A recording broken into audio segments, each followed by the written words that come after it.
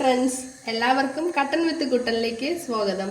ഇന്ന് ഞങ്ങളിവിടെ തയ്യാറാക്കാൻ പോകുന്നത് ഉസ്ബക്ക് റൈസ് ആണ്. അതിനുവേണ്ടി ഞാനിവിടെ ഒരു പാത്രം അടുപ്പിൽ വെച്ചിട്ടുണ്ട്. അത് ചൂടായതിനു ശേഷം അതിലേക്ക് കുറച്ച് നെയ്യിട്ട്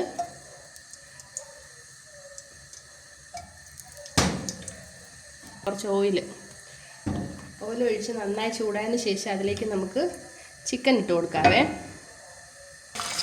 അടുക്കി വെച്ച് കൊടുക്കാവേ. ലോ ഫ്ലെയിമിലാണ് വെച്ചേക്കുന്നത് കേട്ടോ. ഞാൻ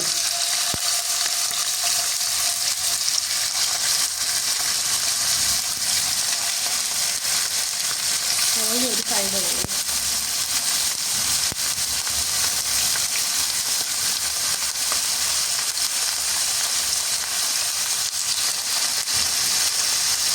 നിങ്ങൾക്ക് ഇത് മട്ടനിലോ ബീഫിലോ എങ്ങനെ വേണമെങ്കിലും തയ്യാറാക്കാം കേട്ടോ. നമ്മളിവിടെ ചിക്കനിൽ തയ്യാറാക്കുന്നതേ ഉള്ളൂ.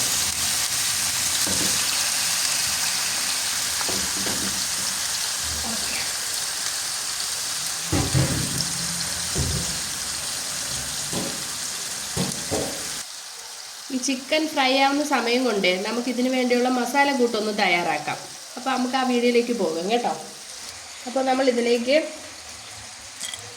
ഒരു 5-6 ഏലക്ക, കുരുമുളക്,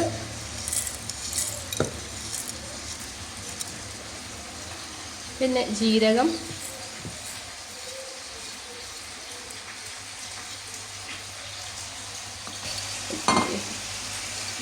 ഞങ്ങൾക്ക് ഫ്രഷ് മല്ലി ഇല്ലാത്തത് കൊണ്ട് ഞങ്ങൾ സാധാ മല്ലിപ്പൊടിയാണ് ഇടുന്നത് കേട്ടോ.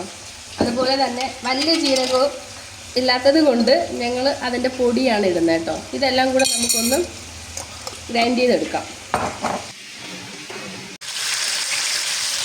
ചിക്കൻ ഒരു ഭാഗം വെന്തിട്ടുണ്ട്. അപ്പോൾ ഞാനിവിടെ എടുത്തിട്ടുള്ളത് 1 കിലോ ചിക്കനാണ്. അതിലേക്ക് 2 സവാള നീളത്തിൽ അരിഞ്ഞത് ഇട്ട് കൊടുക്കുന്നുണ്ട്.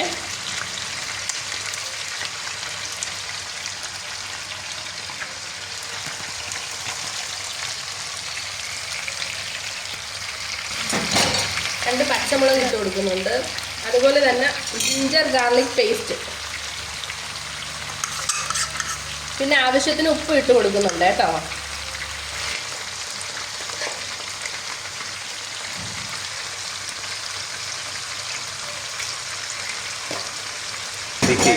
അടച്ചിട്ട് വേവിക്കാം. നമ്മളിവിടെ റെഡിയാക്കിയിട്ടുള്ള മസാല ഇട്ട് കൊടുക്കാം കേട്ടോ.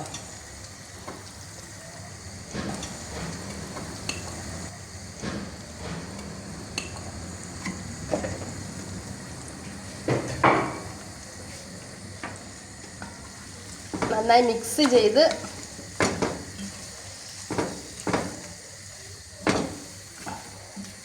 മൂടി വേവിച്ചെടുക്കാവേ.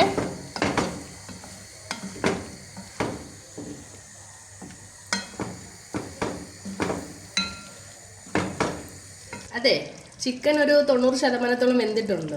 അതിലേക്ക് ഞാൻ കുറച്ച് സുക്കീന, പിന്നെ കുറച്ച് ക്യാപ്സിക്കം, കുറച്ച് ക്യാരറ്റ്,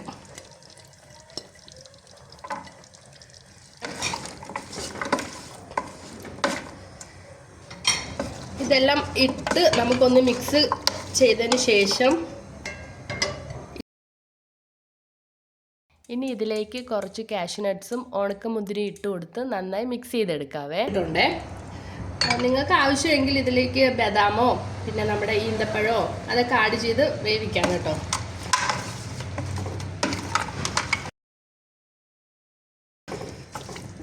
ഒരു 5 മിനിറ്റ് എന്നിട്ട് നന്നായിട്ട് നമുക്ക് മൂടി വെച്ച് വേവിക്കാം.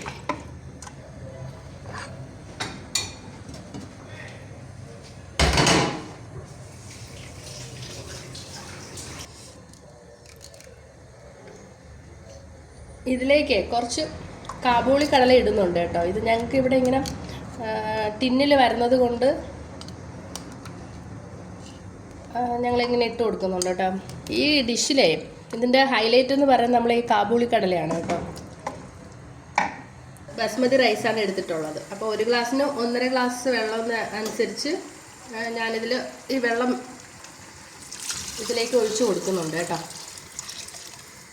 ഇനി വെള്ളം തിളച്ചതിന് ശേഷം അരി ഇട്ട് നമുക്ക് ഒരു 10 മിനിറ്റ് നമ്മുടെ വെള്ളം നന്നായി തിളച്ചിട്ടുണ്ട്. അപ്പോൾ അതിലേക്ക് നമുക്ക് കുതിർത്ത് വെച്ച റൈസ് ഇട്ട് കൊടുക്കാം.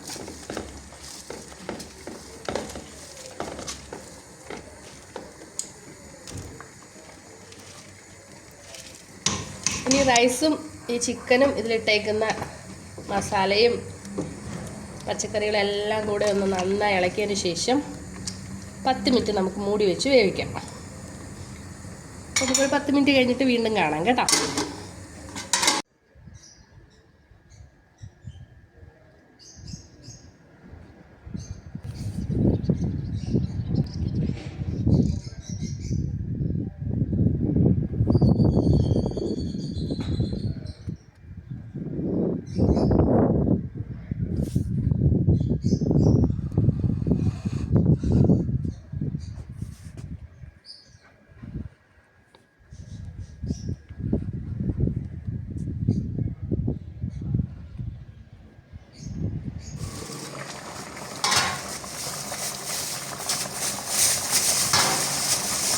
ഞാനേ കുറച്ച് മല്ലിയിലയും കൂടെ ഇട്ട് കൊടുക്കുന്നുണ്ട് കേട്ടോ. ഒന്ന് നന്നായി ഇളക്കി കൊടുക്കാം. ഉസ്ബക്ക് റൈസ് ഇവിടെ റെഡി ആയിട്ടുണ്ട്. ഇനി നമുക്കൊരു പാത്രത്തിലേക്ക് സെർവ് ചെയ്യാം കേട്ടോ.